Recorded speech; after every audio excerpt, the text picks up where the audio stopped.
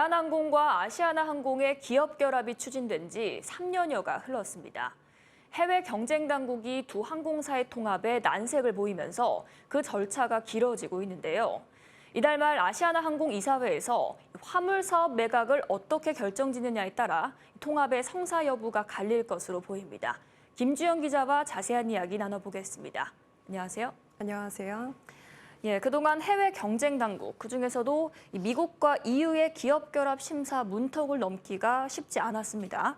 최근엔 아시아나항공 화물사업부까지 매각에 내몰리면서 논란이 커지고 있다고요. 네, 대한항공과 아시아나항공의 통합은 지난 2020년 11월 발표됐습니다. 다음 달이면 꼬박 3년을 맞게 되죠. 이후 2021년부터 지금까지 해외 16개 경쟁 당국의 기업 결합 심사 절차를 밟고 있는데요. 이제 남은 곳이 미국과 유럽연합, 일본 등 3개 국가입니다. 이 중에서 특히 미국과 EU에서 까다롭게 굴고 있는데요. EU 경쟁 당국은 두 항공사의 합병을 위해서 수십여 가지의 요구 조건을 내걸었습니다. 특히 그중에서도 아시아나항공 화물사업부 매각을 요구하면서 최근 논란이 확산되고 있습니다. 이 통합을 위해서 항공사의 자산이라고 할 수 있는 슬롯 상당수를 포기해야 하는 상황이다. 또 아시아나항공 화물사업까지 팔아야 한다니 일각에선 반쪽짜리 합병은 아닌지 우려의 목소리가 나오고 있다고요. 그렇습니다. 대한항공과 아시아나항공의 합병으로 인해서 포기해야 할 부분들이 분명히 있습니다. 시간당 항공기 이착륙 허용 능력, 즉 슬롯이 대표적인데요. 항공사의 핵심 자산이라고 할 수 있겠습니다. 대한항공과 아시아나항공의 국제선 중복 노선 65개 가운데 40개 노선에서 약 300여 개의 슬롯을 반납하게 될 것으로 알려졌습니다. 이런 상황에서 아시아나항공 화물사업부 매각까지 내몰리게 되면서 직원들은 크게 반발하고 있는데요. 이와 관련해서 아시아나항공 노조가 오늘 기자회견을 열었는데 노조 입장 들어보겠습니다.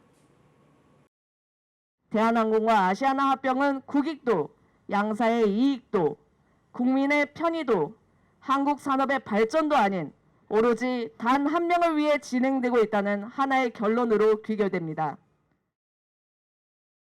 재벌 총수의 경영권과 그 한 사람의 고용 안전만을 위해 수많은 아시아나항공의 화물 노동자인 자회사와 하청 노동자들의 고용 안정은 묵살돼도 되는 겁니까?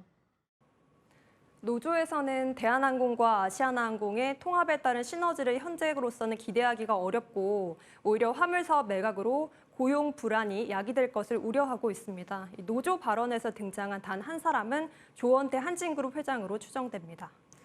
이 화물사업 매각 방안이 이달 말 이사회에서 결정이 될 텐데요.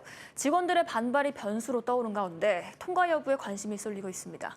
네, 오는 30일에 대한항공과 아시아나항공이 각각 이사회를 열고 화물사업 매각 방안에 대해서 결의를 하게 됩니다.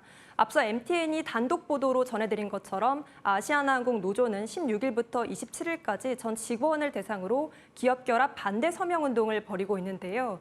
그 결과를 이사회에 전달할 예정인데 최종적으로 이사회가 어떤 판단을 내릴지가 관건입니다. 아시아나항공 이사회는 모두 6명으로 구성되어 있는데 이 중에 4명 이상이 찬성을 해야 합니다. 대한항공도 대책 마련에 나섰는데요.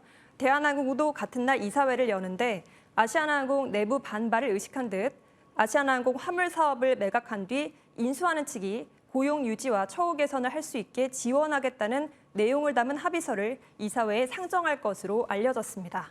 이 가운데 만약 이사회의 반대로 기업 결합이 실패를 한다면 대안은 있는 건지 궁금합니다. 그러니까 아시아나항공이 독자 생존이 가능하냐 이게 관건인데요. 현재 아시아나항공의 상황을 보면 녹록지만은 않아 보입니다. 물론 제3자 매각으로의 길이 아예 막혀 있는 건 아니지만 지금까지 3조 6천억 원의 공적 자금이 투입될 만큼 재무적으로 취약한 아시아나항공을 인수할 그 기업을 시장에서 찾는 게 쉽지 않을 거라는 분석이 지배적인데요. 아시아나항공의 상반기 부채 비율이 1,700%가 넘습니다. 물론 새 국제 회계 기준이 도입된 이후 운용 리스 항공기도 부채로 잡히면서 부채가 한층 늘어난 측면이 있는데요. 이 점을 고려하더라도 단기 차입금이 상반기 기준 약 2조 원을 넘는 등 재무 상황이 취약합니다. 만약 기업 결합이 성사되지 않는다면 추가 공적 자금을 투입해서 새로운 인수자가 나올 때까지 기다리는 방법이 있는데요. 국민 열세가 더 투입되는 것에 대해서 우려의 목소리도 나오고 있습니다. 예, 아시아나항공의 내부 반발이 거센 상황에서 기업 결합의 분수령이 될 이사회 판단에 관심이 쏠립니다. 오늘 말씀 잘 들었습니다. 고맙습니다.